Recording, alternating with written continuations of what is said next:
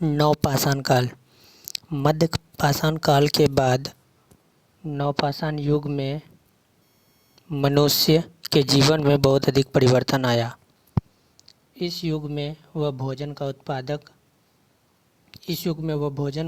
उत्पादक हो गया, मतलब भोजन का उत्पादन करने लगा, अर्थात उसे कृषि पद्धति का अच्छा ज्ञान हो गया। मतलब कि नवपाषाण युग में जो मानव थे, नवपाषाण युग काल के जो मानव थे, उन्हें जो कृषि पद्धति का अच्छा ज्ञान हो गया। यह पाषाण युग की तीसरी और अंतिम कड़ी है। यह पाषाण युग की एक तीसरी और अंतिम कड़ी है। भारत में 4000 ईसा पूर्व से यह शुरू हुआ और संभवतः 2500 ईसा पूर्व तक चलता रहा।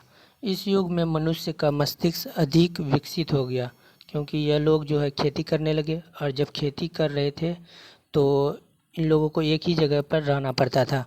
अपने खेती को देखभाल करने के लिए एक ही स्थान पर ये लोग को टिके रहने के कारण इन लोग को सोचने का समय मिला। इसी सोचने के कारण ये लोग बैठे बैठे जो है इनका जो क्या हुआ कि मस्तिष्क विकसित होने लगा। उसने अपने बौद्धिक विकास, अनुभव, परंपरा और स्मृति का लाभ उठाकर अपने पूर्व काल के औजारों व हथियारों को काफ़ी सुधार लिया। और जो है इसी बौद्धिक विकास के कारण उन लोग जो है बैठ के रहने के कारण उन लोग अपने औजार और हथियार का काफ़ी सुधार लिया। दक्षिण भारत और पूर्व भारत में अनेक स्थलों पर इस संस्कृति के साक्ष्य प्राप्त हुए हैं। जो है नवपाषाण युग का जो मानव का जो साक्ष्य है, दक्षिण भारत और पूर्व भारत में के अनेक स्थलों पर संस्कृति के साक्ष्य प्राप्त हुए हैं। उनका जो कुछ भी संस्कृति था, उनके कुछ साक्ष्य, पुरातात्विक साक्ष्य जो है प्राप्त हुआ है। दक्षिण भारत के गोदावरी नदी के दक्षिण में यह साक्ष्य मिले हैं कि मानव ने ग्रेनाइट की पहाड़ियों अथवा नदी के तट समीप बस्तियां स्थापित की थी। तो दक्षिण भारत का जो गोदावरी नदी है, वहाँ पे एक साक्ष्य मिला है, पुरातात्विक साक्ष्य मिला है कि मानव जो है वह ग्रेनाइट की पहाड़ियों पर गोदावरी नदी के समीप वो लोग रहते थे, वहाँ पे बस्ती बनाकर। पूर्व भारत में गंगा, सोन, गंडक और घाघरा नदियों के डेल्टाओं में मानव रहता था। पूर्व भारत में जो है गंगा, सोन, गंडक और घाघरा नदियों के डेल्टाओं में मानव रहता था। नवपाषाण काल की कुछ प्रमुख विशेषता इस प्रकार है। मानव को पता लग गया कि बीज से वनस्पति बनता है। तो नवपाषाण काल में जो है मानव को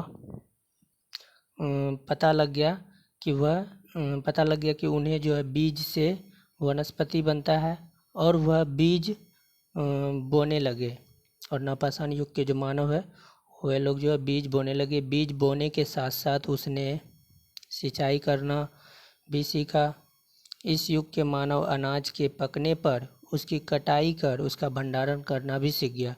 तो नवपाषाण युग का जो मानव है, वह लोग जो है जब अनाज पक जाता है, पकने पर उसकी कटाई कर उसको काट कर उसका भंडारण करना भी सीख गया। भंडारण एक जगह जमा करना सीख गया। नवपाषाण काल में मनुष्य कृषक और पशुपालक दोनों था। नवपाषाण काल में जो है मनुष्य कृषक और पशुपालक दोनों था। वह कृषि भी करते थे और पशु को भी पालते थे। कई स्थानों पर इस युग के अनाज के दाने मिले हैं। इन दानों से पता लगता है कि उस समय फसलें जो है उगाई जाती थी। उस समय नवपाषाण काल में जो है फसलें उगाई जाती थी। कैसे पता चलता है? क्योंकि वहाँ पे जो है दाने मिले हैं। पुरातात्विक साक्ष्य के अंतर्गत वहाँ पे नवपाषाण काल के उन स्थलों पर जो है अनाज के दाने मिले हैं। इनसे पता चलता है कि वह लोग जो है फसलें उगाते थे। उत्तर पश्चिम में मेहरगढ़ जो कि पाकिस्तान में है, गुप कराल और बुर्ज होम जो कि कश्मीर में है, कोल्डी हवा और महागढ़ उत्तर प्रदेश में है, चिरांद बिहार में है, हल्लूर और पेयमपल्ली आंध्र प्रदेश में। इन जगहों पर जो है गेहूँ, चावल, ज्वार, बाजरा, दलहन, काला चना और हरा चना जैसे फसलें उगाने के प्रमाण मिले हैं। इस युग में मनुष्य कृषि कार्य के कारण एक स्थान पर अस्थायी रूप से रहना शुरू कर दिया। कहीं कहीं झोपड़ियों और घरों के अवशेष मिले हैं, कहीं कहीं झोपड़ियों और घरों के अवशेष मिले हैं। इस युग के जो मनुष्य थे वह कृषि कार्य के कारण एक ही स्थान पर रहने लगा और रहना शुरू कर दिया। क्योंकि वह लोग फसल उपजाते थे और फसल उपजाने के कारण पानी समय समय पर देना पड़ता था, इसलिए वह लोग जो है नवपाषाण युग में उस काल के जो मानव है वो एक ही स्थान पर बस्ती बनाकर मतलब कि रहने लगे, एक ही स्थान पर झोपड़ी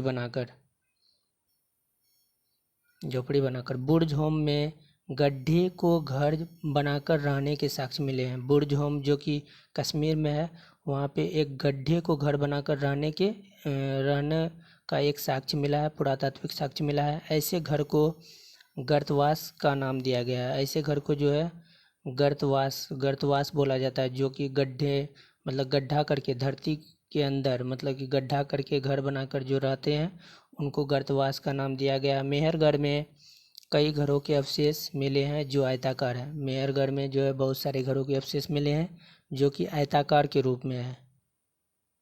नवपाषाण युग में कृषक और पशुपालक एक साथ एक स्थान पर छोटी छोटी बस्तियां बनाकर रहने लगे। जो नवपाषाण के जो लोग थे, जो कृषक थे, वह पशुपालक और कृषक थे, इसीलिए वो लोग जो है छोटी छोटी बस्तियां बनाकर रहने लगे। परिवार के समूह ने जनजाति को जन्म दिया और यह जो जनजाति थे वह आयु, बुद्धिमत्ता और शारीरिक बल के आधार पर कार्य दिया जाता था। यह जो जनजाति लोग थे, इन लोगों को जो है बुद्धिमत्ता मतलब जिसकी बुद्धि और शारीरिक बल के आधार पर इन लोगों को कार्य दिया जाता था। ज्येष्ठ और बलशाली पुरुष को जनजाति का सरदार बनाया जाता था। जो बलशाली पुरुष था उनको सरदार बनाया जाता था नवपाषाण काल में जनजातियों की अपनी संस्कृति और परंपराएं होती थी। नवपाषाण काल के जो जनजाति थे उनकी एक अपनी संस्कृति और परंपराएं होती थी। भाषा, संगीत, चित्रकारी आदि से उनकी संस्कृति का ज्ञान होता है। तो वहाँ पे जो पुरातात्विक साक्ष्य में जो कुछ भी भाषा मिली है, उनकी जो कुछ भी संगीत वो लोग करते थे, चित्रकारी आदि से उनकी संस्कृति का ज्ञान होता है। इस काल में लोग जो है जल, सूर्य, प्रकाश, पृथ्वी, गाय और सर्प की पूजा विशेष रूप से करते थे। मतलब कि नवपाषाण काल के जो लोग थे वे लोग जल की पूजा करते थे, सूर्य प्रकाश की, पृथ्वी की, गाय और सर्प की भी पूजा विशेष रूप से वे लोग करते थे नवपाषाण काल के लोग। इस काल में बने मिट्टी के बर्तन कई स्थलों से प्राप्त हुए हैं। नवपाषाण काल में जो है मिट्टी के बर्तन प्राप्त हुए हैं, कई स्थलों से मिट्टी के बर्तन प्राप्त हुए हैं। इन बर्तनों पर रंग लगाकर और चित्र बनाकर उन्हें आकर्षक बनाने का प्रयास करते थे। जो नवपाषाण काल के जो लोग थे वह लोग जो है बर्तनों पर रंग लगाकर और चित्र बनाकर उन्हें आकर्षक बनाने का प्रयास करते थे, और वह बर्तन जो है मिट्टी के बर्तन